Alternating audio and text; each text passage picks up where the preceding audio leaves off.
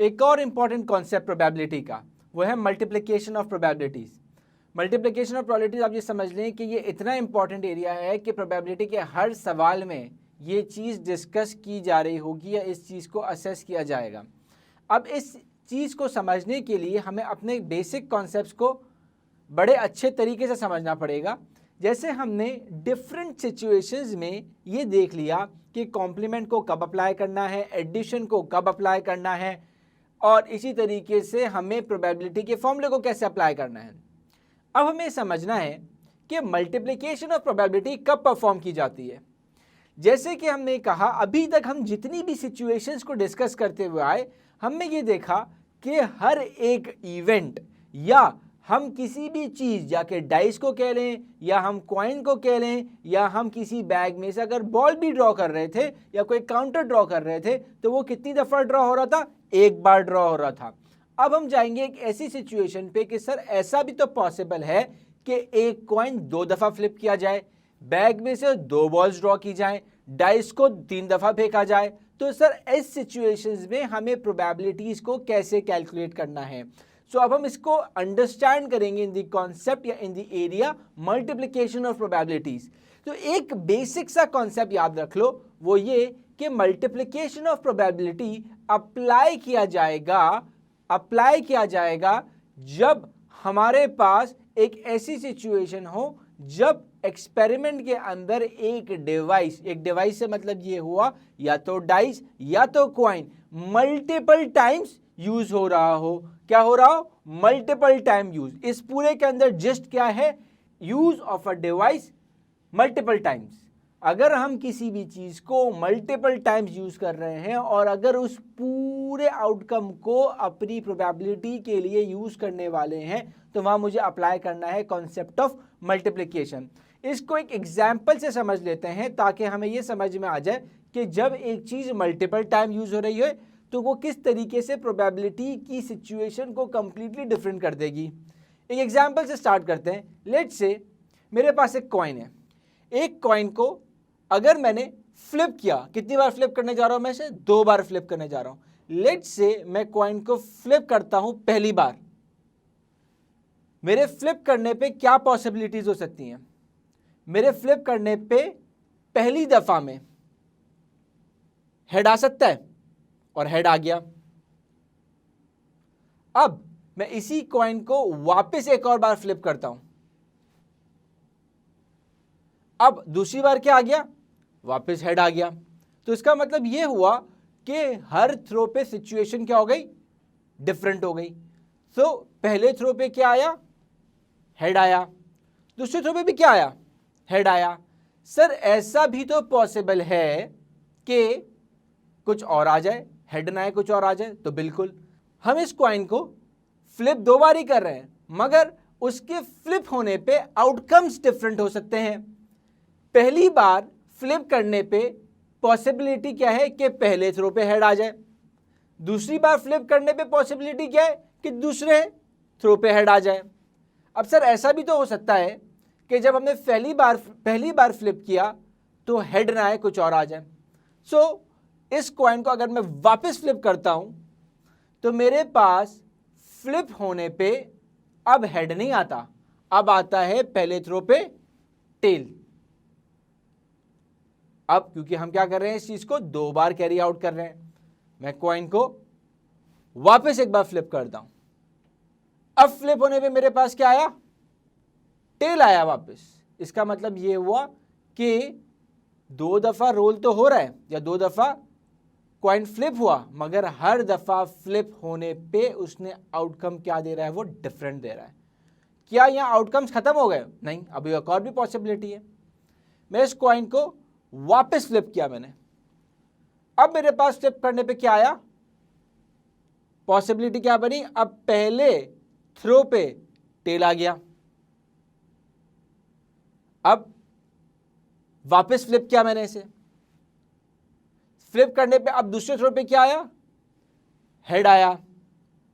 क्या आउटकम्स यहां रुक जाते हैं आके? नहीं, एक और पॉसिबिलिटी भी आ सकती है कि इस कॉइन को मैंने वापस फ्लिप किया। फ्लिप करने पे अब मेरे पास क्या आ रहा है? पहले हेड आ रहा है,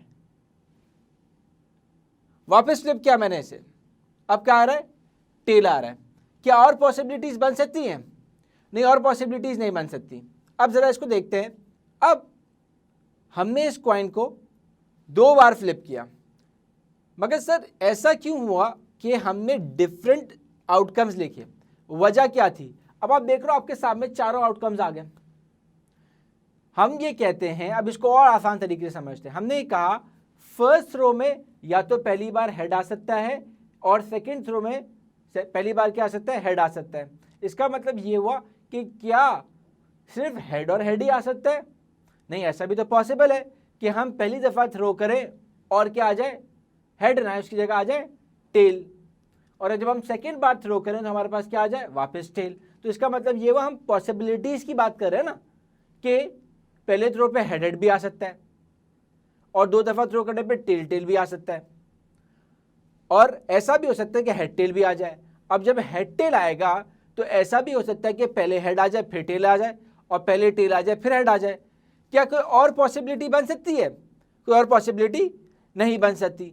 सो इसका मतलब ये हुआ कि जब भी हम किसी चीज को मल्टीपल टाइम्स रोल करेंगे, फ्लिप करेंगे या मल्टीपल टाइम किसी भी चीज को यूज करेंगे, एक चीज बड़ी इंपॉर्टेंट है, वो ये कि हमें ये डिटरमाइन करना पड़ेगा कि टोटल नंबर ऑफ आउटकम उस इवेंट से कितने होंगे।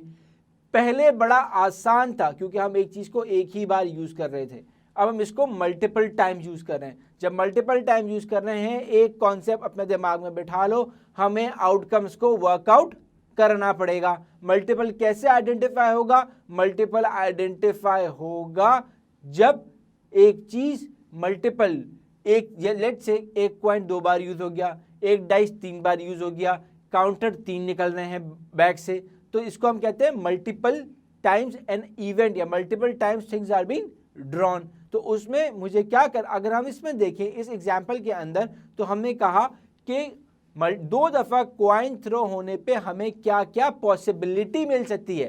पहली पॉसिबिलिटी हेड हेड, दूसरी पॉसिबिलिटी टेल टेल, तीसरी पॉसिबिलिटी टेल हेड, चौथी पॉसिबिलिटी हेड टेल। इसका मतलब ये हुआ कि हम ये कह सकते हैं कि जनाब 2 दफा अगर हम क्वाइन को फ्लिप कर रहे हैं तो हमारे पास इन टोटल 6 पॉसिबिलिटीज हो सकती हैं। इन टोटल हमारे पास कितनी पॉसिबिलिटीज हो सकती हैं?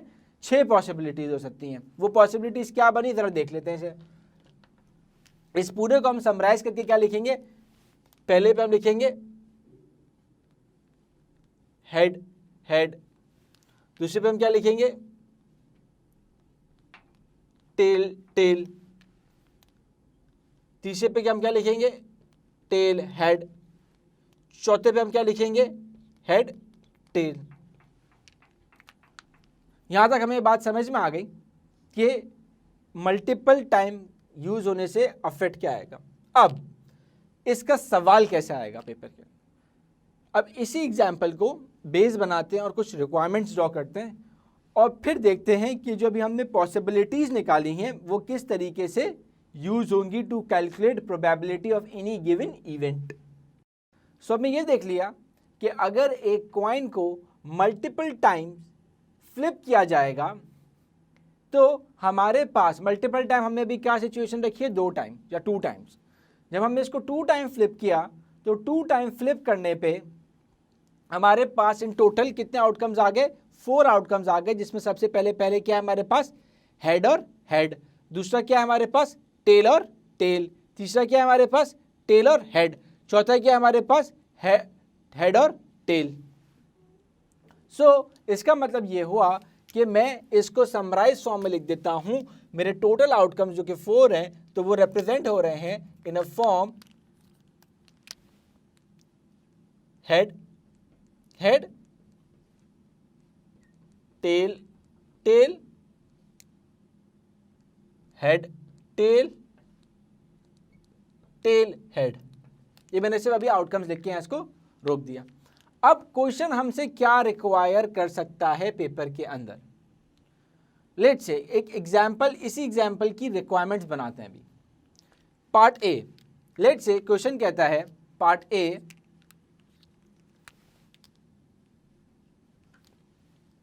find the probability find the probability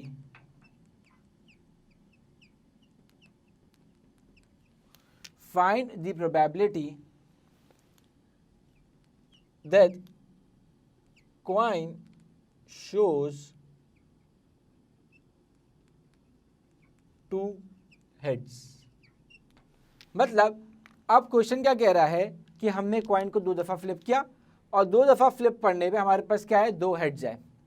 अब मुझे एक बात बताओ, अब हम इस इवेंट को कह रहे हैं, इवेंट क्या हो गया, गेटिंग 2 हेड्स। अगर 2 हेड नहीं हुए क्या मेरा इवेंट कंप्लीट होगा? नहीं होगा। हम कहते हैं लेट से, इसको नाम देते हैं इस पूरे को event A. What is event A? Getting 2 heads. अगर 2 हेड्स नहीं आए तो मेरा इवेंट ए कंप्लीट नहीं है। और 2 हेड्स भी कैसे? एक साथ, मतलब एक के बाद एक। क्या मैं ये कह रहा हूं और नहीं कह रहा, मैं कह रहा हूं कि ये इवेंट ए उस वक्त कंप्लीट होगा जब पहले भी हेड आएगा, उसके साथ दूसरी बार भी क्या आएगा, हेड आएगा। तो इसका मतलब ये हुआ, मैं कह रहा हूं head and head. Mutually exclusive में क्या था, और यहां क्या आएगा, एंड। इसका मतलब ये हुआ कि हम ये कहने जा रहे हैं कि हमें चाहिए इवेंट ए जो बनेगा वो कैसे बनेगा, इस आउटकम से बनेगा हेड एंड हेड। मतलब ये हुआ कि पहले पे भी हेड हो, दूसरे थ्रो पे भी हेड हो, तो इसे हम क्या कहेंगे, इसे हम कहेंगे getting head on first throw and getting head on second throw. तो जब भी इस तरह की सिचुएशन होती है हम यहाँ प्रोबेबिलिटी से क्या करते हैं, आपस में मल्टीप्लाई करते हैं।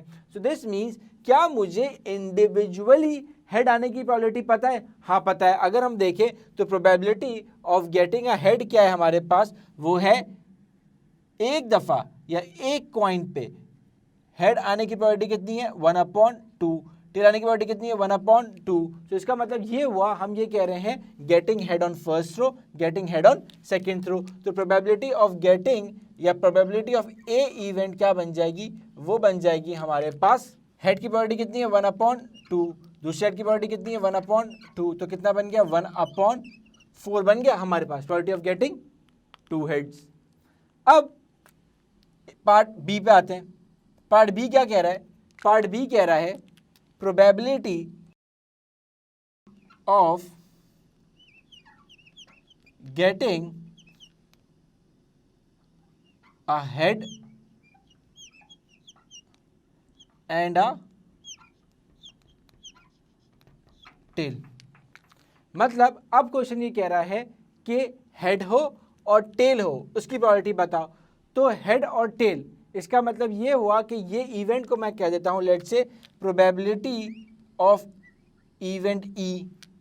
सही है, क्या है वो है getting a head and a tail. इसका मतलब ये हुआ कि हेड और टेल का होना ज़रूरी है और दोनों का साथ होना ज़रूरी है। ऐसा नहीं हो सकता कि हेड और हेड को मैं कह दूं कि इवेंट ई है।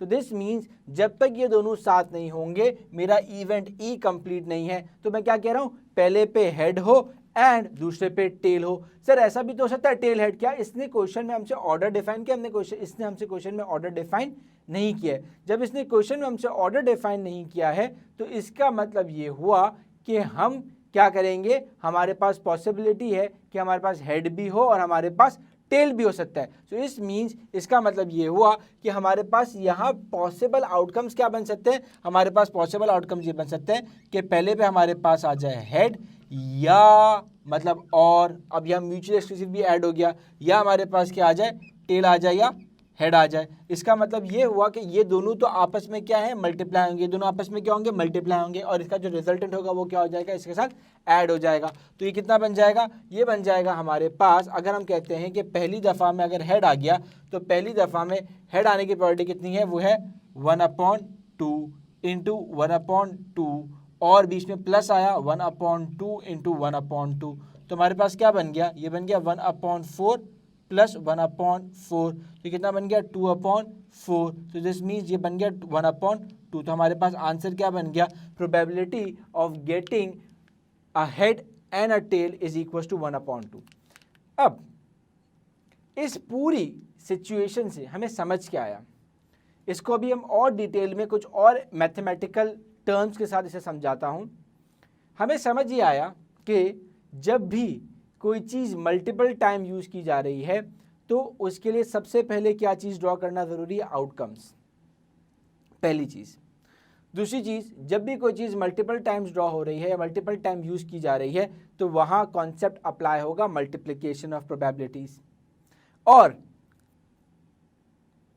तीसरी इंपॉर्टेंट चीज़ क्या बनी? तीसरी इंपॉर्टेंट चीज़ ये बनी कि आपने क्वेश्चन की रिक्वायरमेंट को बहुत अच्छे से समझना है ताकि ये समझ में आ जाए कि हमसे क्वेश्चन रिक्वायर क्या कर रहा है, ताकि उसके हिसाब से हम टोटल आउटकम्स को यूज़ कर सकें। तो इस मल्टीप्लिकेशन के लिए एक स्पेसिफिक वर्ड यूज होता है प्रोबेबिलिटी के अंदर। जब आज इसको सीखेंगे और आगे जब आप अपनी एडवांस स्टडीज परफॉर्म करेंगे तो वहाँ भी वर्ड आपको बहुत ज़्यादा यूज़ किया जाता हुआ नज़र आएगा। सो आगे बढ़ते हैं और ये समझते हैं कि इस पूरे कॉन्सेप्ट को एक जगह समराइज करते हैं ताकि हमें ये समझ में आ जाए कि जब भी मल्टीप्लिकेशन हो तो हमें क्या क्या स्टेप्स परफॉर्म करना।